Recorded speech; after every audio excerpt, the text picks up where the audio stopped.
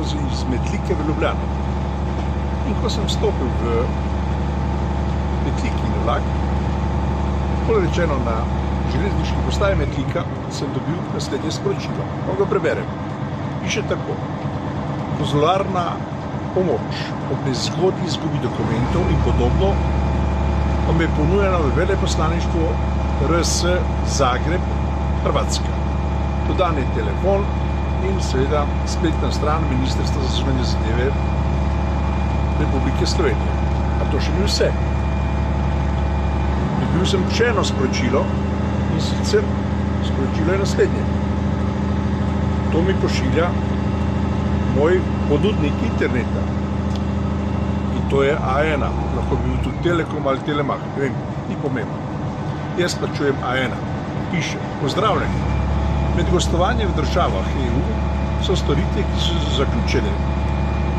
V teh državah obračunava enako kot v Sloveniji, brez doplačila. Lahko pa porabite 25.805 megabitov prenosa podatkov. Poraba na to plačilo pa se zaračunava po 1,586 evra za gigabajt. Plus DDV, oziroma ZDDV. No, da vam pokažem to v živo, da je to res. Samo sekundo. No, to je sporočilo, ki mi ga je poslal moj ponudnik telefonskih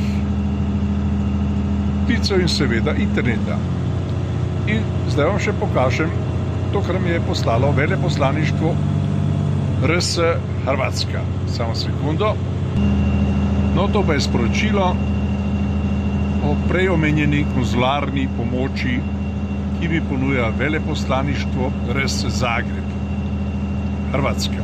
No, pa recite, če mi ne živimo v banana državi.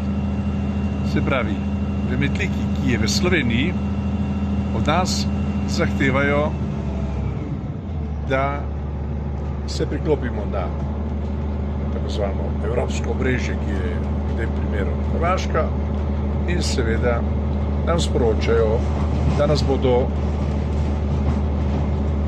branili z določenimi svojimi storitvami kot konzularno pomoč, če bojo uporabili v Republiki Sloveniji. Premaknili se nismo na Hrvaško. Res pa banana država. Da, banana država smo.